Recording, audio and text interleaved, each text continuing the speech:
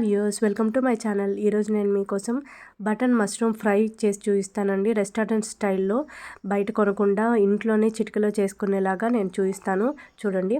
ఇప్పుడు ముందుగా two packets తీసుకొని బాగా నీట్గా వాష్ చేసుకోవాలండి. మట్టి లేకుండా. చూడండి ఎంత మట్టి ఉందో అంత క్లీన్గా చేసుకొని వైట్గా వచ్చేదాకా బాగా క్లీన్గా వాష్ చేసుకోవాలి. ఇప్పుడు 2 ఆనియన్స్ తీసుకొని బాగా కట్ చేసుకోవాలండి. ఇలా పీసెస్లో కట్ చేసేసుకోవాలి. అలాగే మనం మష్రూమ్స్ కూడా ఇలా పీసెస్గా కట్ చేసేసుకోవాలి.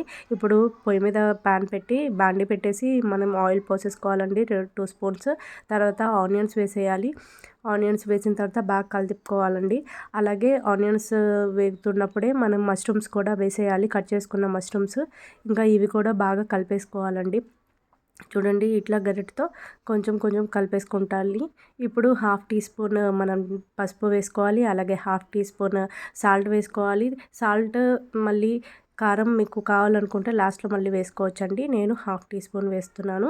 మొత్తం వేసేసి మన పసుపు, ఉప్పు, కారం వేసుకొని బాగా కలిపేసుకోవాలండి. చూడండి ఇలా కలిపేసుకోవాలి. మొత్తం ఈవెన్గా మొత్తం కలిసేటట్టు కలిపేసుకోవాలి.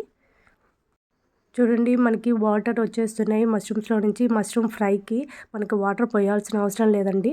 చూడండి వాటర్ అవే వస్తుంటాయి. ఇప్పుడు మనం సిమ్లో పెట్టుకొని కడాయి మీద మూత పెట్టేసుకోవాలి. మూత పెట్టేసుకొని 5 to 8 మినిట్స్ దాకా మనం ఉడకనివ్వాలండి. అప్పుడు మష్రూమ్స్ బాగా ఉడుకుతాయి. చూడండి వాటర్ వచ్చేసి మష్రూమ్స్ బాగా ఉడికేసాయి. చూడండి వాటర్ ఎలా వచ్చాయో. మనం వాటర్ అస్సలు పోయక్కర్లేదండి ఫ్రైకి. బాగా సిమ్లో పెట్టేసుకొని చేసుకుంటే ఉడికిపోతాయండి మనకి మష్రూమ్స్. ఇప్పుడు 1/2 టీ స్పూన్ గరం మసాలా పొడి, అలాగే 1/2 టీ స్పూన్ ధనియాల పొడి వేసేసుకుంటున్నాను. చూడండి వేసేసుకొని బాగా కలిపేసుకోవాలండి.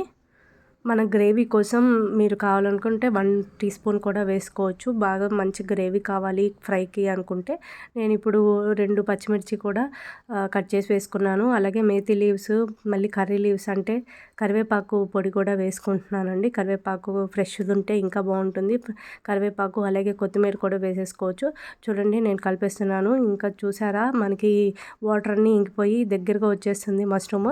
ఇప్పుడు బాగా ఎమ్మీగా గ్రేవీతో మనకి ఫ్రై రెడీ అయిపోయిందండి. మనం ఇది ఒట్టిగా తినేసేయచ్చు, డిష్గా తినేయచ్చు, అలాగే నాన్స్లోకి, రోటీస్లోకి, చపాతీస్లోకి తినేయచ్చు. అలాగే పప్పుచారులోకి, అలా రసంలోకి ఇది ఫ్రైగా నంచుకోవచ్చు అండి. చాలా అంటే చాలా బాగుంటుంది.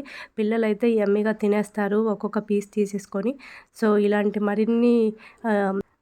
మరిన్ని వీడియోస్ కోసం, కుకింగ్ వీడియోస్ కోసం మన ఛానల్ని సబ్స్క్రైబ్ చేసుకోండి. అలాగే బెల్ బటన్ నొక్కండి, లైక్ చేయండి, కామెంట్ చేయండి ఈ మష్రూమ్ ఫ్రై ఎలా ఉందో. అలాగే మన ఛానల్ని ఎప్పుడు ఫాలో అవుతాం.